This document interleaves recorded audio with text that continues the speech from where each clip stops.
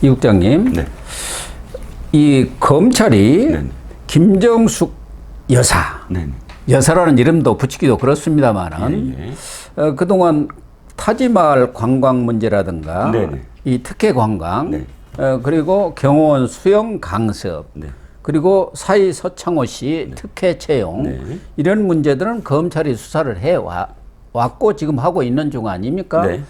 그런데 이번에는 경찰이 예. 2년 만에 네네. 시민단체가 고발했던 특활비 그 관련 문제에 대한 예. 수사를 본격적으로 나섰다고 하는데요. 네네, 그렇습니다. 검찰이 그동안은 문재인 정권 눈치 봐서 썼습니까? 그러게요. 이것도 아니면은 지금, 김건희 여사 수사도 끝났으니까 이제 김정숙이 김혜경도 해야 한다. 그렇죠. 이렇게 인식을 바꾼 건가요? 정치권의 어떤 눈치를 볼 수밖에 없었을 거예요. 당연히 이게 진짜 뜨거운 감자 아니겠습니까? 근데 예. 이제 전직 대통령의 또 부인을 지난번에 왜 노무현 대통령의 사실 그런 그 죽음도 권양숙 여사에 대한 수사 네. 때문이었습니다. 네, 그게 이제 촉발이 돼서 끝내 그런 안타까운 일이 벌어졌는데 문제는 너무 그래도 오래 끌고 있다. 그리고 더군다나 문다혜 씨와 관련된 그런 의혹들이 터져 나오면서 하필이면 문다혜 씨에게 돈을 전달한 사람들이 죄다 김정숙 여사의 옷과 관련된 사람들이에요. 그렇죠. 예. 네. 유송화 춘추관장, 그 다음에 양이네스 행정요원인데 다 옷을 관할했고, 유송화 춘추관장은 당시에 다 현금 따발을 들고 가서 계속 지불했던 사람이거든요. 네. 그러다 보니까 이 두 사람이 언론에 노출이 되고, 이렇게 여론이 김정숙 여사 옷 좀 제대로 해야 되지 않나? 라는 목소리가 높아지기 시작하자 이제서야 경찰이 좀 움직이다. 이렇게 좀 선으로 봐야 될 것 같아요. 이번에 경찰이 수사에 본격적으로 나선 것은 그 시민단체가 고발한 거죠. 2년 전이니까. 네. 2022년 3월 28일 날 서민민생대책이라는 데서 김정숙 옷값 그 공개를 거부하고 있는데 사실은 이것이 논란이 돼갖고 법원에서까지도 공개하라고 결정이 났는데 항소를 하고 지금까지도 그게 지금 계류 상태에 있을 거예요. 그렇습니다. 계류 상태입니다. 예. 그래가지고 이 서민민생대책위에서 업무상 횡령, 국고 손실 등의 혐의로 서울경찰청에 고발을 했었는데 네네. 이번에 서울경찰청이 본격적인 수사에 나섰는데 어떤 것을 지금 수사한다는 것이죠? 일단 수사의 내용은 이겁니다. 옷과 수백 벌의 고가 명품 의류, 신발, 그리고 장신구 등에 대해서 이 영분의 지위를 이용해서 특활비를 지급하는 담당자로 하여금 하지 않아도 될 일을 하게 했다, 강요했다. 이게 배임 횡령죄 아닙니까? 예. 특수활동비 지급 담당자들이 이거를 업무상 횡령 등 국고 손실 등을 저지르도록 교사했다. 이런 내용으로 지금 고발을 했으므로 이 내용을 그대로 아마 들여다 봐야 되겠죠. 그래서 지금 강남의 유명 의상실 네. 관계자를 소환 조사를 했다는 거 아닙니까? 거기서 그렇죠. 수십 벌의 옷을 사고 현금 수천만 원을 줬다고 그러네? 그렇죠. 지금 이게 두 가지가 또 드러났습니다. 하나는 현금 얘기가 또다시 나왔고, 이거는 의상실 관계자의 그 액수라든지 이런 걸 봤을 때 지금까지 언론에 드러나지 않았던 부분일 수가 있어요. 왜냐하면 지금까지 언론에 드러난 부분은 대개는 유송화 춘추관장이 직접 돈다발을 건넸다 이렇게 돼 있는데, 어쨌든 경찰이 지금까지 나온 의혹들을 하나씩 지금 검증하고 있는데, 확실하게 언론 보도에 따르면 현금 맞다, 현금 다발을 지급했다, 그리고 관봉권의 가능성이 크다 하는 것, 그 다음에 양이네스가 직접 나섰다, 양이네스가 돈을 건넸다라는 겁니다. 그러니까 한복을 사러 갈 때, 쇼핑으로 갈 때는 유송화 전 춘추관장이 따라갔고, 그 당시에는 제2부속실이라고 영부인을 관장하는 제2부속실 비서관이었고, 그리고 양장 할 때는 양이네스가 간 모양이에요. 그렇습니다. 아버지 양해일 디자이너가 아주 유명한 옷 디자이너 아닙니까? 그렇죠. 그렇게 갔는데 갈 때마다 전부 현금을 봉투에 넣어갖고 가지고 그대로 전달을 해줬다는 거예요. 그렇습니다. 그러니까 그것이 관봉권이라는 거 아닙니까?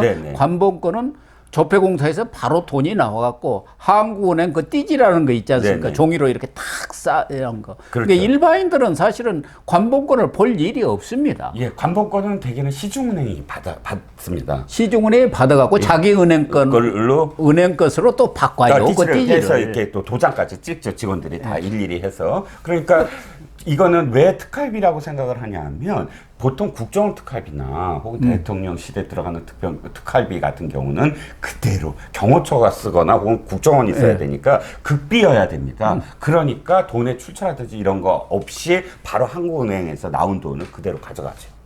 한국은행에서 나온 돈을 그대로 가져가지고 이 경호처라든가 국정원이라든가. 이 특활비는 청와대 특활비는 총무비서관실에서 사용을 그 큰 근거가 있다는 거 아니면 거기다 넣어두고 쓴다는 거예요. 그렇죠.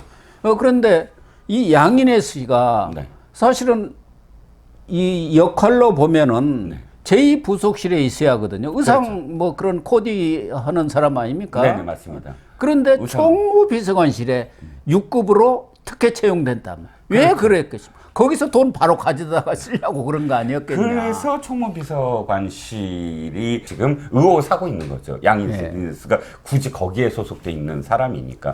그것도 또 한 번도 나오지 않고 5년 내내 시작과 끝을 함께 했다는 거예요. 양인수는. 그러니까 이번에 경찰이 그 의상실 관계자들을 참고인으로 소환 조사해가지고 구매 내역이라든가 이런 것들을 제출받아서 확인을 했는데 다 뭐 사실로 드러나. 사실관계를 소명을 한 거 아닙니까? 네네, 그렇죠. 설명을 한 거죠. 그렇죠. 그러니까 경찰로서는 그럼 그 돈의 출처가 어디냐 이걸 이제 수사를 하면은 그게 특활비인지 이 특활비 문제가 제기가 되고 옷 문제라든가 구두 또 액세서리 이런 것들이 문제가 제기가 될 때 그때 탁현민이가 김어준 뉴스공장 TBS죠. 거기에 나와가지고 김정숙 여사는 전부 사비로 쓰고 카드로 결제를 하고 있다 이렇게 얘기를 했어요. 사비로 쓴다고 강조를 했는데 그리고 또 신용카드 썼다. 네. 예. 근데 신용카드로 쓴 흔적은 지금까지 한 번도 나오지 않았죠. 그러니까. 예. 네. 그 당시에 이제 언론 보도도요. 저 성수동이 원래 또 수제화의 저 메카 아닙니까? 그렇죠. 성수동의 모 수제화 그 장인의 그 이 가서 수제화를 15켤레를 삽니다. 버섯코 구두, 버선코 구두, 그러니까 한복 입었을 때 입을 구두죠. 9켤레, 그다음에 갈색 장어 가죽 6켤레 이렇게 해서 전액 현금으로 주고 샀다. 이게 전태수 씨가 지금 이 구두 만드는 분인데 이분이 조선일보에 이렇게 증언을 했죠. JS 슈즈 디자인 연구소라고 그러니까 수제화를 만드는 곳 아닙니까? 그렇죠. 그 전태수 대표가 그걸 다 또 증언을 했고 청와대까지 올라가서 치수도 재고 그랬다는 거 아닙니까? 그렇죠. 그래가지고 15걸레도 했고 이렇게 만들어 줬고 또 이 김정수이가 직접 여기를 방문해가지고 갈색 장어 가죽 그 힐 뭐 6걸레도 사고 뭐 그랬다는 걸 다 증언을 했고 또 중요 무형문화재 107호인 김혜자 누비장인 이 공방이 경주에 있는 모양이에요. 서울에도 공방이 있기는 하지만 전시장이 거기까지 와가지고 600만 원어치 여러 가지 그런 누비라든가 한복 이런 것들을 사갔는데 그때도 똑같이 이 유송화가 와가지고 현금을 봉투에 담아서 주었다.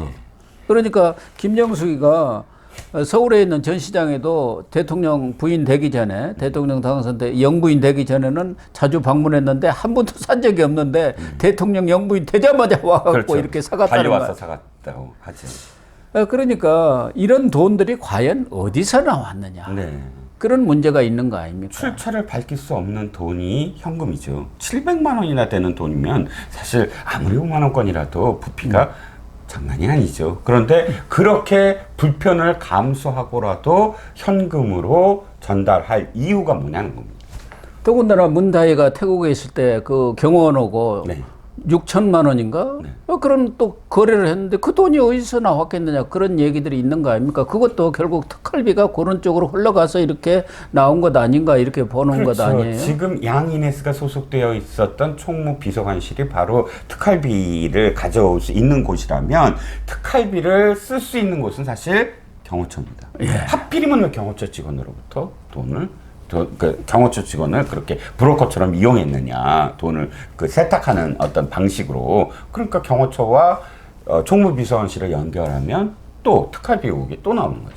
그리고 그 돈을 가지고 양평동에 연립주택을 사가지고 그것도 한 1년 있다가 1억 4천인가 남겨놓은 갭 투자해갖고 돈을 벌었지 않습니까? 그렇죠. 이런 부분들이 지금 검찰과 경찰에서 일제히 수사에 나서고 있는 거 보면은 네. 이제 김정숙이 소환도 멀지 않았다고 봐야 하는 거 아닙니까? 그렇습니다. 일단 제가 이 분위기가 이런 분위기가 느껴져요. 경찰청장을 지금 새로 임명하거든요. 그렇죠. 예, 새로 지금 청문회 한다고 하는데 예. 털어버리자. 지난 경찰청장이 이 문제는 빨리 내가 어쨌든 그만두는데 털겠다. 털고 가겠다. 털고 가겠다. 이런 의지가 조금 보이는 행보예요. 예.